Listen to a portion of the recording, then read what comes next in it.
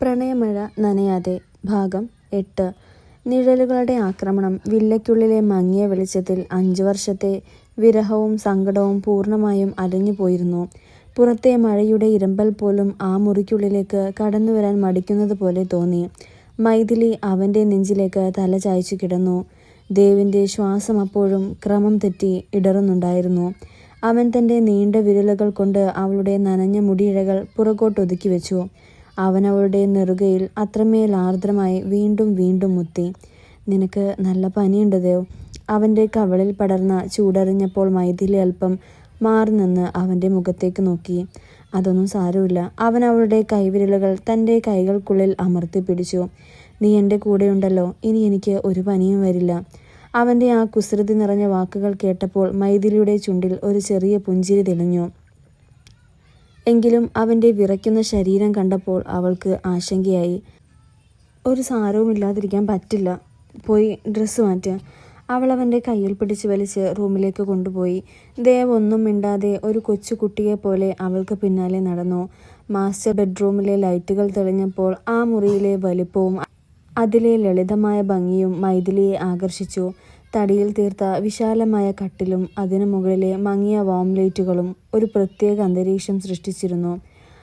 അവൾ വാർഡ്രോബിൽ നിന്നും ഒരു ഉണങ്ങിയ ടവലും പുതിയൊരു ഷർട്ടും എടുത്തു അവൻ്റെ നേരെ നീട്ടി. "പോയി ഡ്രസ്സ് മാറി വാ." ദേവ് ആ ഷർട്ട് വാങ്ങി ടവൽ കൊണ്ട് തൻ്റെ മുടി തുവർത്തി. അവൻ പതുക്കെ അവളുടെ അടുത്തേക്ക് നടന്നു വന്നു. "നീയും പൂർണ്ണമായും നനഞ്ഞിരിക്കുകയാണ് മൈഥിലി." അവൻ അവളുടെ ചുമലിൽ കൈവച്ചു. "ഈ തണുപ്പിന് ഇങ്ങനെ നിന്ന് നിനക്കും പനി പിടിക്കും." "എനിക്ക് കുഴപ്പമൊന്നുമില്ല ദേവ്." അവൾ പറഞ്ഞു പൂർത്തിയാക്കുന്നതിന് മുൻപേ അവൻ അവളുടെ കൈ പിടിച്ച് മുറിയോട് ചേർന്നുള്ള ഗസ്റ്റ് ഡ്രസ്സിംഗ് ഏരിയയിലേക്ക് നയിച്ചു. അവിടെ അവൻ്റെ ചില പുതിയ സ്വെറ്ററുകളും കുർത്തകളും ഉണ്ട്. "അതെടുത്ത് ധരിക്ക്. എനിക്ക് അനുസരണക്കേട് കാണിക്കുന്നത് ഇഷ്ടമല്ലെന്ന് അറിയാലോ." അവൻ പകർന്നു നൽകിയ ആ പഴയ ഗൗരവം അവളിൽ നിന്നും ഒരു ചിരിയുണർത്തി. അവൾ ഡ്രസ്സ് മാറാനായി അകത്തേക്ക് കയറി. ദേവ് സാവധാനം മുറിക്കുള്ളിലെ വലിയ ഗ്ലാസ് വിൻഡോക്കടുത്തേക്ക് നടന്നു. പുറത്ത് മഴ ശക്തിയായി തന്നെ പെയ്യുന്നുണ്ടായിരുന്നു. കാറ്റിൻ്റെ വേഗത കൂടുന്തോറും മുറ്റത്തെ വലിയ മരങ്ങൾ ഉലഞ്ഞാടുന്നുണ്ടായിരുന്നു. പെട്ടെന്നാണ് വില്ലയുടെ വലിയ ഇലക്ട്രിക് ഗേറ്റിന് പുറത്ത് നിർത്തിയിട്ടിരുന്ന ആ കറുത്ത ഇന്നോവ കാർ അവൻ്റെ ശ്രദ്ധയിൽപ്പെട്ടത്. സാധാരണയായി ആ വിജനമായ വഴിയിൽ രാത്രി ഈ സമയത്തൊരു കാറും അനാവശ്യമായി കിടക്കാറില്ല. ദേവിൻ്റെ കണ്ണുകൾ ചെറുതായി ചുളിഞ്ഞു. അവൻ ജനലിൻ്റെ അരികിലേക്ക് കൂടുതൽ ചേർന്നു നിന്നു. പുറത്തേക്ക് നോക്കി. കാറിൻ്റെ അകത്തെ വെളിച്ചം ഓഫായിരുന്നു. എങ്കിലും വില്ലയുടെ പില്ലർ ലൈറ്റുകൾ അതിൻ്റെ നിഴൽ രൂപം വ്യക്തമായി കാണാമായിരുന്നു. Williams group. അവൻ്റെ ഉള്ളിൽ ഒരു അപായം മണി മുഴങ്ങി. കേശവ മേനോൻ പറഞ്ഞത് ശരിയായിരുന്നു. ശിവശങ്കറിൻ്റെ ബിസിനസ് സാമ്രാജ്യവും അവരുടെ നിയമവിരുദ്ധമായ ഇടപെടലുകളും താൻ തട്ടിയെടുത്തതോടെ ആ അധോലോക ഗ്രൂപ്പ് തന്നെ ലക്ഷ്യമിട്ട് കഴിഞ്ഞിരിക്കുന്നു. അവർ ഒളിച്ചുകളി അവസാനിപ്പിച്ച് തൻ്റെ വീട്ടുപടിക്കൽ വരെ എത്തിയിരിക്കുന്നു. ദേവ്. മൈഥിലിയുടെ ശബ്ദം കേട്ട് അവൻ പെട്ടെന്ന് തിരിഞ്ഞു നോക്കി. അവൻ്റെ വലിയൊരു കറുത്ത ഓവർസൈസ് സ്വെറ്ററും ട്രാക്ക് പാൻസും ധരിച്ച് തലമുടി ടവൽ കൊണ്ട് കെട്ടിവെച്ചിരിക്കുന്ന മൈഥിലിയെ കണ്ടപ്പോൾ അവൻ്റെ മനസ്സിലെ ഭയം ഒരു നിമിഷം മാഞ്ഞുപോയി. അവൻ്റെ വസ്ത്രങ്ങൾ അണിഞ്ഞു നിൽക്കുമ്പോൾ അവൾക്ക് കൂടുതൽ ഭംഗിയുള്ളതായി അവന് തോന്നി. "ഇതെനിക്ക് ഒരുപാട് വലുതാണ്." അവൾ തൻ്റെ സ്വെറ്ററിൻ്റെ നീളമുള്ള കൈകൾ ഉയർത്തിക്കാട്ടി ചിരിച്ചുകൊണ്ട് പറഞ്ഞു. ദേവ് പുഞ്ചിരിയോടെ അവളുടെ അടുത്തേക്ക് വന്നു. അവൻ അവളുടെ നീണ്ട കൈകൾ മടക്കി വെച്ചു കൊടുത്തു. "നിനക്കിതാണ് കൂടുതൽ ചേരുന്നത്." അവൻ അവളോട് ചേർന്ന് നിന്നു.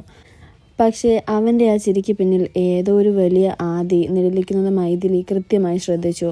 അവൾ അവൻ്റെ കൈകളിൽ കൈവച്ചു. "എന്താ ദേവ്, എന്താ ഒരു ആലോചന?" ദേവ് ഒരു നിമിഷം മടിച്ചു. അവളെ പേടിപ്പിക്കാൻ അവൻ ആഗ്രഹിച്ചില്ല. എങ്കിലും സാഹചര്യം മോശമാണെന്ന് അവളും അറിഞ്ഞിരിക്കേണ്ടതായിരുന്നു. "മൈഥിലി, പുറത്തൊരു കാറ് നിൽക്കുന്നുണ്ട്."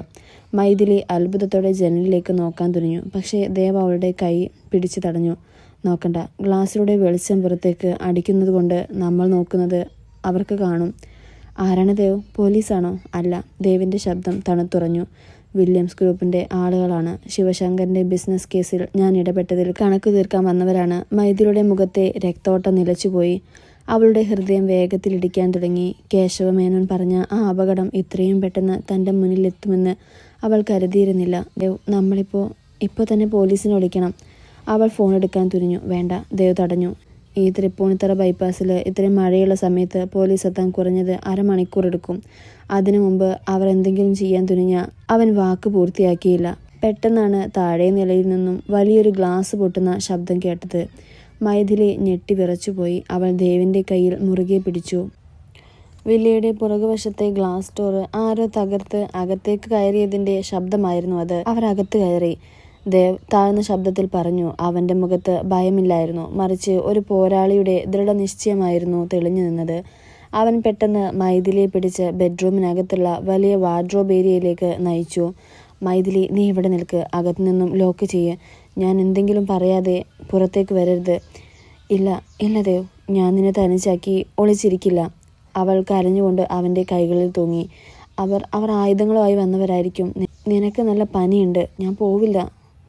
മൈഥിലി വാശി പിടിക്കരുത്. ദേവ് അവളുടെ തോളിൽ അമർത്തിപ്പിടിച്ചു. അവൻ അവളുടെ കണ്ണുകളിലേക്ക് നോക്കി. ആ കണ്ണുകളിൽ പ്രണയവും ഉത്തരവാദിത്വവും നിറഞ്ഞിരുന്നു. എനിക്കൊന്നും സംഭവിക്കില്ല, പക്ഷേ നീ പുറത്തു വന്നാൽ നിന്നെ അവർ എന്തെങ്കിലും ചെയ്താൽ ഞാൻ തകർന്നു പോകും. പ്ലീസ്, എനിക്ക് വേണ്ടി അകത്ത് നിൽക്ക്. അവൾക്ക് അവനെ എതിർക്കാൻ കഴിഞ്ഞില്ല. അവൻ അവളെ ഡ്രസ്സിംഗ് ഏരിയയ്ക്ക് അകത്തേക്ക് തള്ളി വാതിലടച്ചു. പുറത്തുനിന്നും അത് ലോക്ക് ചെയ്യുന്ന ശബ്ദം അവൾ കേട്ടു. മൈഥിലി ഇരുട്ടിൽ തൻ്റെ ശ്വാസം അടക്കി പിടിച്ചു നിന്നു. അവളുടെ കണ്ണുകളിൽ നിന്നും കണ്ണീർ തുള്ളികൾ ഒഴുകിയിറങ്ങി.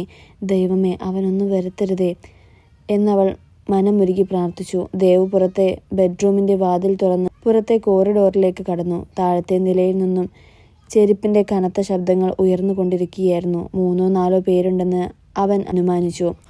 അവൻ ചുമരിനോട് ചേർന്ന് ശബ്ദമുണ്ടാക്കാതെ താഴെ ലിവിംഗ് റൂമിൻ്റെ ഇറങ്ങുന്ന മരത്തിൻ്റെ ഗോവണിയുടെ അരികിലെത്തി.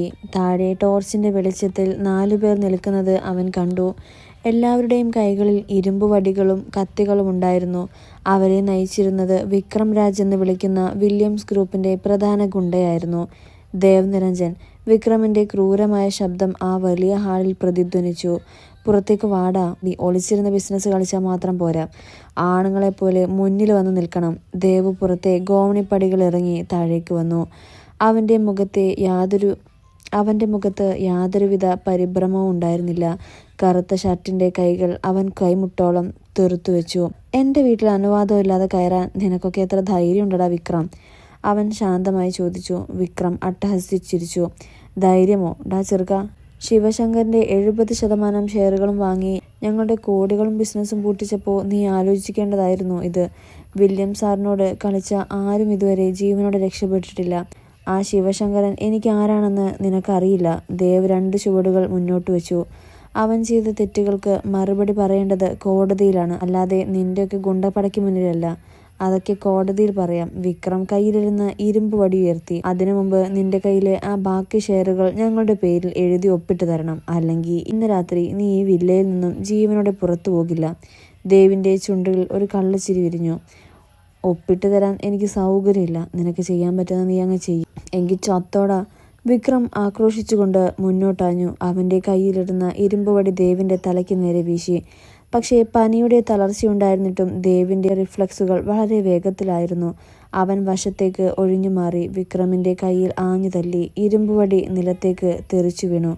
അടുത്ത നിമിഷം ദേവിൻ്റെ ശക്തമായ പഞ്ച് വിക്രമിൻ്റെ താടിയിൽ പതിച്ചു.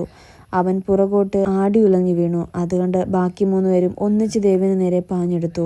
ഹാളിൽ വലിയൊരു പോരാട്ടം ആരംഭിച്ചു. ദേവ് തൻ്റെ സർവ്വശക്തിയുമെടുത്ത് അവരോട് എതിരിട്ടു.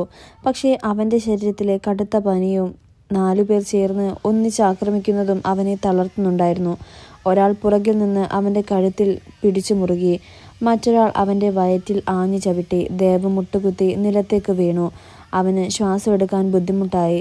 വാർഡ്രോബിനുള്ളിൽ ഒളിച്ചിരുന്ന മൈഥിലിക്ക് താഴെ അടിയുടെ നിലവിളിയുടെയും ശബ്ദങ്ങൾ വ്യക്തമായി കേൾക്കാമായിരുന്നു. അവൾക്കവിടെ അടങ്ങിയിരിക്കാൻ കഴിഞ്ഞില്ല.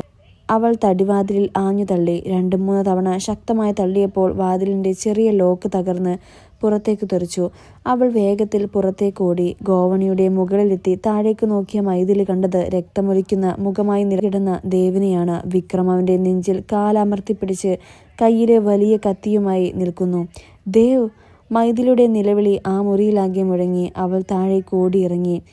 ദേവ് തല ഉയർത്തി അവളെ നോക്കി. അവൻ്റെ കണ്ണുകളിൽ ഭയം നിറഞ്ഞു. മൈഥിലി, വേണ്ട, മുകളിലേക്ക് പോ. പക്ഷേ അവൾ കേട്ടില്ല. അവൾ താഴെയുണ്ടായിരുന്ന വലിയ വുഡൻ ഫ്ലവർ വേസ് എടുത്ത് വിക്രമിൻ്റെ തലയ്ക്ക് നേരെ ആഞ്ഞെറിഞ്ഞു. ഫ്ലവർ വേസ് വിക്രമിൻ്റെ തലയിൽ തട്ടി ഉടഞ്ഞു. അവൻ വേദന കൊണ്ട് നിലവിളിച്ചുകൊണ്ട് പുറകോട്ട് മാറി. ആ അവസരം മുതലെടുത്ത് ദേവ് നിലത്തുനിന്നും എഴുന്നേറ്റു. അടുത്തുണ്ടായിരുന്ന ഇരുമ്പ് വടിയെടുത്ത് ബാക്കിയുള്ളവരെ ആക്രമിച്ചു. മിനിറ്റുകൾക്കുള്ളിൽ അവൻ രണ്ടുപേരെയും തറപറ്റിച്ചു. വിക്രം തലയിലെ ചോര തുടച്ചുകൊണ്ട് മൈഥിലിക്ക് നേരെ പാഞ്ഞെടുത്തു. "എടീ തെണ്ടിയുടെ മോളെ!" അവൻ കത്തി അവളുടെ കഴുത്തിന് നേരെ നീട്ടി. "മൈഥിലി!" ദേവ് ഒരൊറ്റ ചാട്ടത്തിന് അവൾക്കിടയിലേക്ക് ചാടി വീണു. വിക്രമിന്റെ കയ്യിലെ മൂർച്ചയേറിയ കത്തി ആഞ്ഞു വന്നത് ദേവിന്റെ വയറിന്റെ വശത്തേക്കായിരുന്നു. കത്തി ആഴത്തിൽ ഇറങ്ങുന്ന ശബ്ദം കേട്ട് ദേവിന്റെ കറുത്ത ഷർട്ടിൽ പെട്ടെന്ന് ചോര പടരാൻ തുടങ്ങി. "ദേവ്!" മൈഥിലി അലറിക്കരഞ്ഞു. ദേവ് വേദന കടിച്ചമർത്തി തന്റെ സർവ്വശക്തിയുമെടുത്ത് വിക്രമിന്റെ കഴുത്തിൽ പിടിച്ചു ആഞ്ഞു തള്ളി. അവനടുത്തുള്ള ഗ്ലാസ് ടേബിളിലേക്ക് അടിച്ചു വീണു. വിക്രം ബോധരഹിതനായി നിലത്തു വീണു. ബാക്കിയുള്ളവർ ഭയന്ന് പരിക്കേറ്റ വിക്രമിനെയും താങ്ങിപ്പിടിച്ച് വാതിലിലൂടെ പുറത്തേക്കോടി രക്ഷപ്പെട്ടു. നിശബ്ദത വീണ്ടും ആ വലിയ വില്ലയെ മൂടി. ദേവിന്റെ കാലുകൾ ഇടറി. അവൻ ചോരയൊലിക്കുന്ന വയറ്റിൽ കൈവച്ച് നിലത്തേക്ക് ചാരി വീണു. "ദേവ്! ദൈവമേ! ദേവ്!" മൈഥിലി അവന്റെ അടുത്തേക്ക് ഓടിയെത്തി. അവൾ അവനെ തന്റെ മടിയിലേക്ക് കിടത്തി. അവന്റെ വയറ്റിൽ നിന്നും ചോര പമ്പ് ചെയ്തു പുറത്തേക്ക് വരുന്നുണ്ടായിരുന്നു. അവളുടെ കൈകൾ മുഴുവൻ അവന്റെ ചൂടുള്ള രക്തത്തിൽ കുളിച്ചു. "മൈഥിലി!" ദേവിന്റെ ശബ്ദം വളരെ ദുർബലമായിരുന്നു. അവന്റെ കണ്ണുകൾ അടഞ്ഞു വരുന്നുണ്ടായിരുന്നു. അവൻ വിറയ്ക്കുന്ന കൈകൾ ഉയർത്തി അവളുടെ കവിളിൽ തൊട്ടു. നിനക്ക് കുഴപ്പമൊന്നുമില്ലല്ലോ?" "ഇല്ല ദേവ്, എനിക്ക് കുഴപ്പമൊന്നുമില്ല. നീയൊന്നും സംസാരിക്കരുത് പ്ലീസ്." അവൾ അലറിക്കരഞ്ഞു. അവൾ തൻ്റെ സ്വെറ്ററിനുള്ളിലെ നീണ്ട കൈകൾ വലിച്ചു കീറി അവൻ്റെ മുറിവിൽ അമർത്തിക്കിട്ടി. പക്ഷേ ചോര നിൽക്കുന്നുണ്ടായിരുന്നില്ല. എന്നെ വിട്ടു പോകരുത് ദേവ്, പ്ലീസ്. ഞാൻ നീയില്ലാതെ ജീവിക്കില്ല." അവൾ അവൻ്റെ മുഖത്തേക്ക് ചുംബിച്ചുകൊണ്ട് പൊട്ടിക്കരഞ്ഞു. ദേവിൻ്റെ ചുണ്ടിൽ നേരിയൊരു പുഞ്ചിരി വിരിഞ്ഞു. അവൻ്റെ കണ്ണുകൾ പതുക്കെ അടഞ്ഞു. അവൻ്റെ കൈ അവളുടെ കവിളിൽ നിന്നും താഴേക്ക് ഊർന്നു വീണു. ദേവ്, കണ്ണുകൾ തുറക്ക് ദേവ്." മഴ പുറത്ത് തകൃതിയായി പെയ്യുന്നുണ്ടായിരുന്നു. തങ്ങളുടെ പ്രണയം വീണ്ടും പൂത്തു തുടങ്ങിയ ആ നിമിഷത്തിൽ വിധിയുടെ കറുത്ത കരങ്ങൾ അവനെ തന്നിൽ നിന്നും തട്ടിയെടുക്കാൻ ശ്രമിക്കുകയാണോ എന്ന ഭയത്തോടെ ചോരയിൽ കുളിച്ച അവൻ്റെ ശരീരവും കെട്ടിപ്പിടിച്ച് മൈഥിലി നിലവിളിച്ചു കൊണ്ടിരുന്നു. തുടരും.